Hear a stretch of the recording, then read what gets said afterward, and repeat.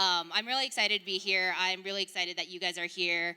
I really would like this to be interactive. I don't love the idea of talking to, sort of yelling into the void for 20 minutes. And so to the end where you have, questions, feel free to raise your hand in between. We'll see how that works. We'll test it out. If it works, great. If it doesn't, oh well. And so maybe to start, I want to posit a question to everyone. What do you know to be true that no one else does, right? And you don't have to have an immediate answer to that. You don't have to raise your hand and answer it right now, but just hold that question in your head and keep it for later. Before I jump into what the meat of the conversation is, the through line to this presentation is really that I believe that the power of individual investments today into diverse ideas has the potential to change, the slides are playing, I'm just gonna wing it for the next 20 minutes, has the potential to change the future of what Web3 looks like. And so I wanna just pause there and give you a little bit of my background and to say that I have not built my career in the Web3 world. I've spent the majority of my career as a Web2 investor. I was in fashion before, but back, I guess right after the financial crisis, I started my investing career at a shop in New York City called Firstmark Capital. Firstmark, for those of you who don't know, has invested in companies like Riot Games, which produces League of Legends, Pinterest, Shopify, DCG, Digital Currency Group, InVision, and more. And I left Firstmark to go join a fund called Female Founders Fund after spending a number of years there. And at Female Founders Fund, we invested in what was a really non-obvious idea at that time, the exponential power of exceptional female founders. Is this better? Oh, okay, so this is better. And while we were there, I invested in companies like Tala and Zola and Rent the Runway, CoStar Astrology. But moving through these, as I said, we invested in a bunch of companies. A number of them you may be familiar with either in your personal or professional lives. And along the way, back in 2017, I started the Global Women in VC Community, which is the largest network of female VCs in the world. About 4,000 women across 200 cities, 60 countries, the majority of US states. And this is all to say that I am incredibly passionate about investing in diverse perspectives and unique non-consensus points of view that have the power to change the world. And so a couple years ago, my partner Lauren and I started Multitudes, a new fund where we have two core tenets. One, that the future is not gonna look like the past, and two, that this next generation of innovation is gonna be meaningfully different than the last. And what that means for us functionally is that we invest in the most diverse perspectives, unique perspectives, non-obvious, non-consensus ideas across companies and funds across both Web 2 and Web 3. So we're hyper-focused on investing in one kind of entrepreneur that has one kind of unique idea, but we're really broad in another sense, where we invest in companies, funds across Web 2 and Web 3.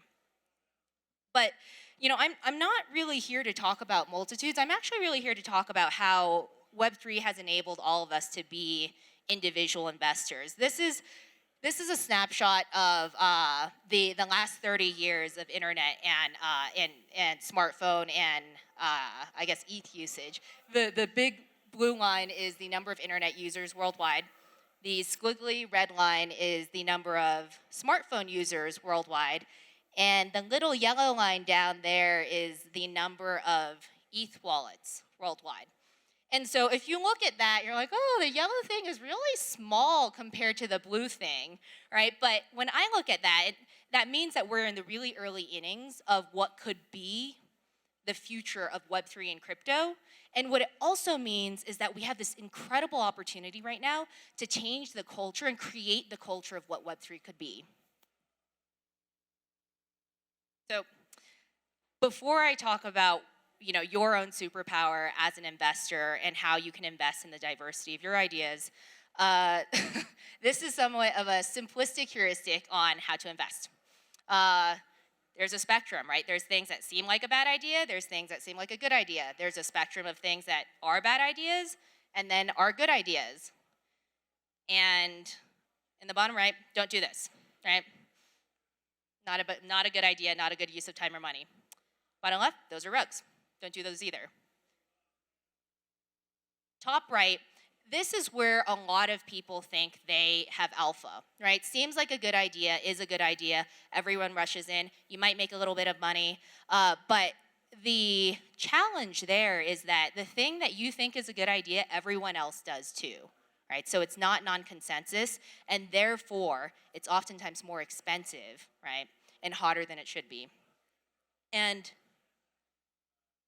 in the top left, I think this is where true alpha is. Things that seem like bad ideas, right? That seem like toys or silly, or who has time for that, or it'll never be big, or the market size is too small. Like the list can go on and on and on. But when they end up being a good idea, right? Who knew 140 characters to start would result in Twitter, right? When they end up being good ideas, they are really good ideas. And investing early, due to your perspective, means that you've monetized and capitalized on that good idea.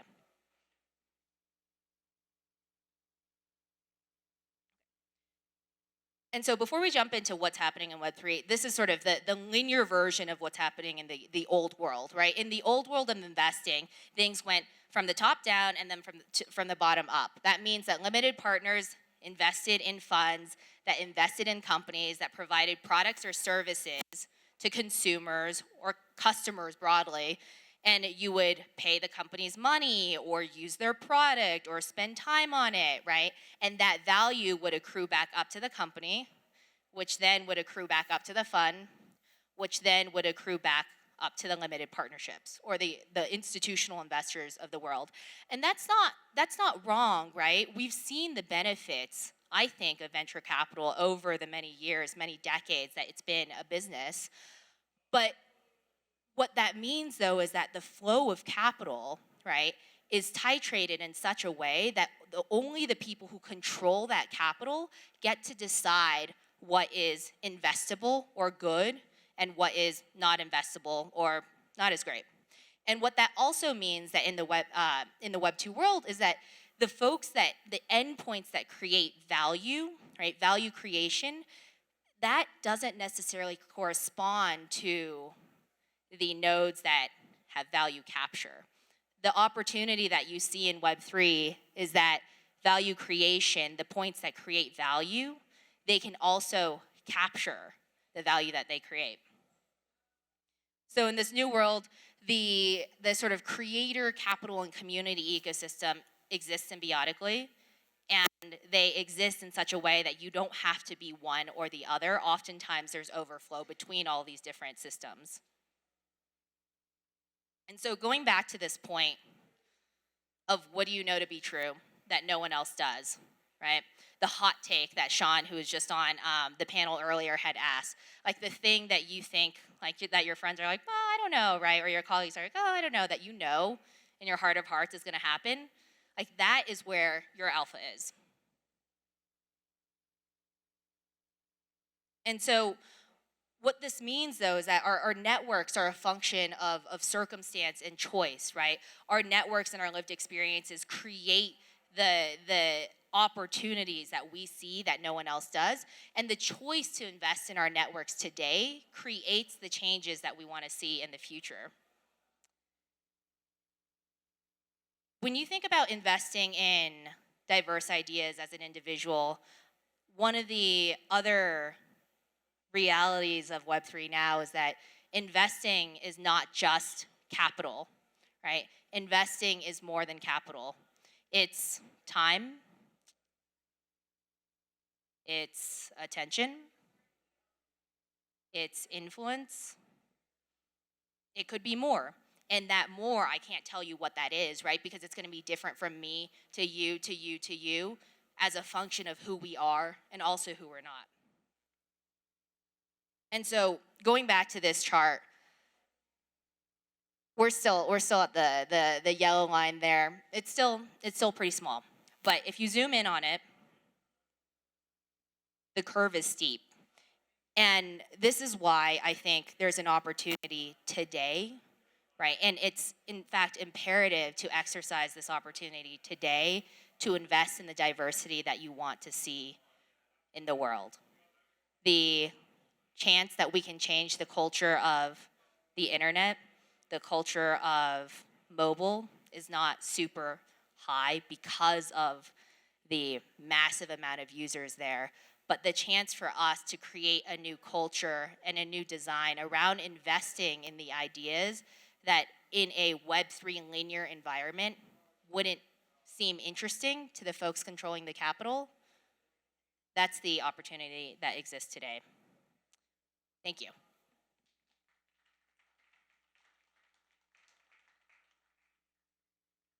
Awesome.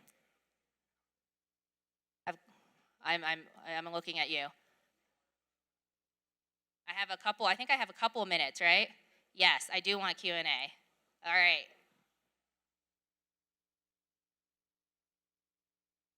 When you talk about these alpha ideas, can you give me some examples of certain alphas that you think to be alpha that you invested in? Sure. So I will give you an example. I won't say what exactly they're doing in the Web3 world, but this is a Web2 example that folks might be familiar with. So who likes astrology in here? One, two, couple. Who's familiar with astrology? Probably everyone knows their sign, right?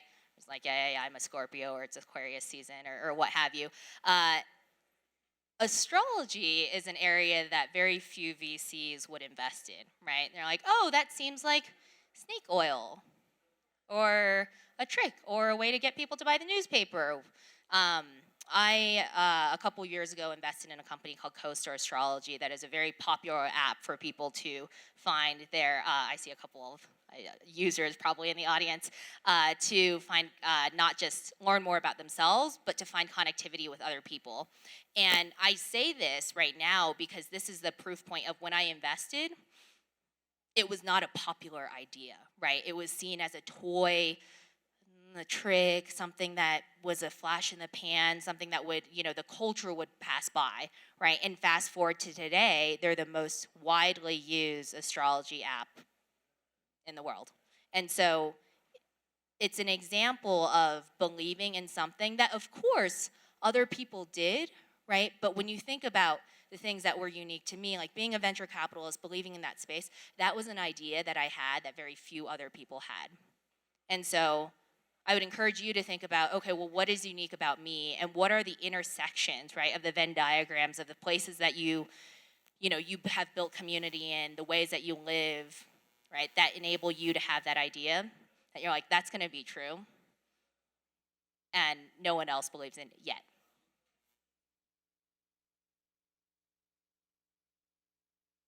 Popular crowd. All righty. Well, thank you so much.